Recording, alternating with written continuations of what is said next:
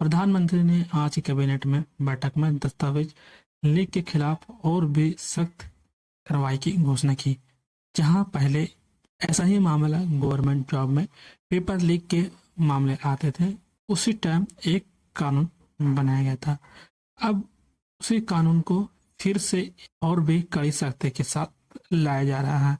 यहाँ पे जो कि बिल जो आ रहा है उसमें कड़ा प्रावधान दिया गया है, जहां 10 साल की जेल, 10 करोड़ रुपए का जुर्माना और परीक्षा सुरक्षा को मजबूत करने के लिए कैबिनेट द्वारा पारित किया गया है।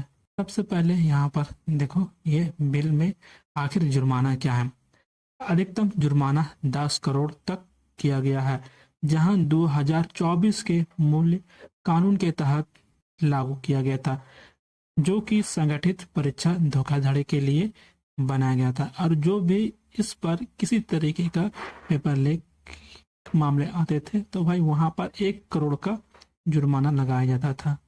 लेकिन वही चीज सजा को और भी ज्यादा कड़ा बना दिया गया, जिसमें से अब किसी तरीके का कोई भी इस तरीके का हरकत करता है तो उसे 10 साल की सजा का कैद होगी और न्यूनतम सजा 3 साल से बढ़ाकर उसे 5 साल कर दिया गया है। ये अब नीट मामले में किसी तरीके कोई भी प्रॉब्लम देखने को मिलती है, इस तरीके की कार्रवाई किया जाएगा।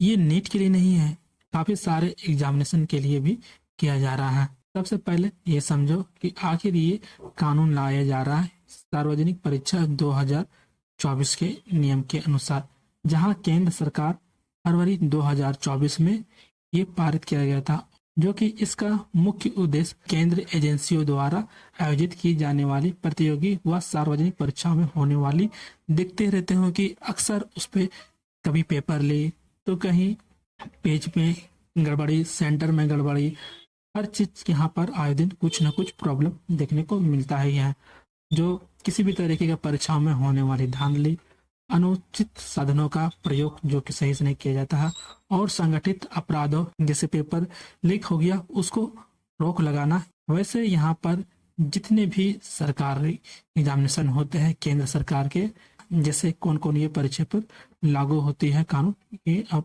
समझो।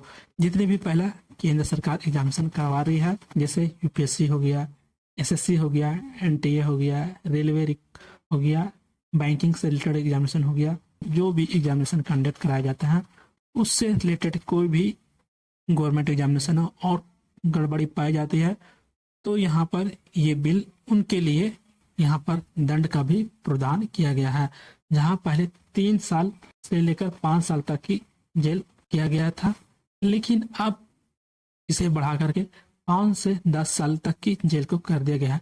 जहां पहले 1 करोड़ रखी गई थी, अब इसे बढ़ाकर 10 करोड़ तक जुर्माना कर दिया गया। जी, ये कानून जो कि पहला ही 2024 में ही लागू किया गया था। इस टाइम एसएससी का पेपर में प्रॉब्लम हो रही थी, उसी से रिलेटेड देखते हुए ये कानून को और भी अच्छे तरीके से सख्त किया जा रहा है।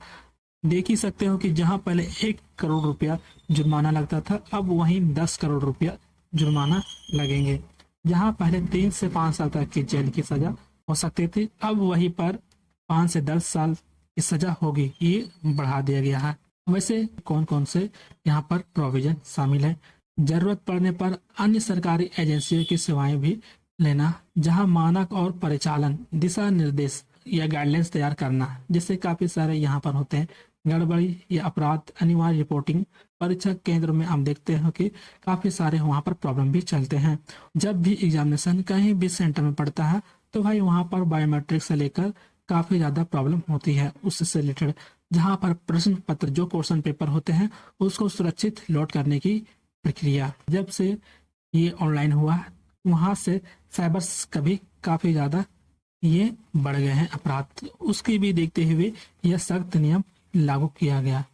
वैसे यहाँ पर इलीगल कब माना जाएगा, जैसे किसी भी तरीके का कब पेपर में धांधली हुई है कब माना जाएगा, यहाँ पर जो कि कानून के तहत सार्वजनिक परीक्षाओं से जुड़े 15 कार्यों को अवैध घोषित किया गया है, जिनमें से सबसे प्रमुख है यदि क्वेश्चन पेपर लीक करने या लीक में शामिल होना।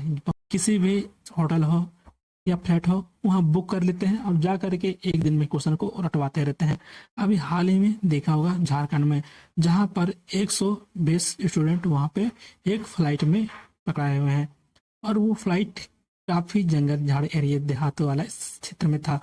वहीं पे के निवासी थे, वो कॉल किया गया यहाँ पर कुछ यहाँ पर चल रहा है, तो फिर तुरंत ही जा करके पुलिस वहाँ पे छापेमारी करती है और वहाँ से 120 स्टूडेंट को पकड़ती है। लेकिन झारखंड में ऐसा महान महान लोग हैं जो कि मंत्री पद पर बैठे हुए हैं, वो लोग इसे लीक नहीं मानते, बल्कि मैच करवाते हैं और बोलते हैं कि ये पेपर तो मैच हुआ ही नहीं।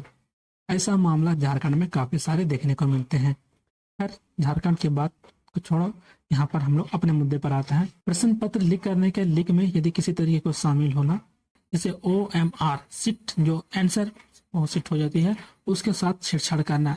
किसी एग्जामिनेशन में आप भी देखने के लिए जाओगे तो कहीं क्वेश्चन पेपर खुला मिलता है, तो कहीं आंसर सीट में प्रॉब्लम देखने को मिलता ही है। क्या करते हैं साइबर क्राइम वाले लोग, फर्जी तरीके से अपना एक परीक्षा का वेबसाइट बना लेते हैं ताकि जितने भी स्टूडेंटों से पैसा कमा सके उससे, जहां पर फर्जी एडमिट कार्ड भी जारी करते हैं। परीक्षा प्रणाली को बाधित करने वाली अन्य संगठित गतिविधियां, इस तरीके के प्रावधान इसमें शामिल हैं। यदि ये कानून बिल पास हो जाती है तो आप समझ सकते हो कि पेपर लीक वाले मामले में ये गड़बड़ी बंद करती है या अभी भी ये जारी रहती है, और ये कानून और ये नियम कितना अच्छा चलती है वो वक्त आने पर पता चलेगी ही। वैसे इस विषय में क्या राय है आपको? यह कानून सही ला रहा है या फिर एक लॉलीपॉप देने का काम कर रही है सरकार? आप इस विषय में क्या सोचते हैं? अपनी राय हमें कमेंट में जरूर बताएं, और इनसे किसी तरीके का कुछ और भी अपडेट आता है तो मैं आपको जरूर ला करके दूंगा। चैनल पर नए हो तो चैनल को सब्सक्राइब कर बेल आइकन के नोटिफिकेशन को ऑल पर क्लिक कर लेना। तो चलिए फिर मिलते हैं ऐसा ही एक और अगले वीडियो में, तब तक के लिए धन्यवाद।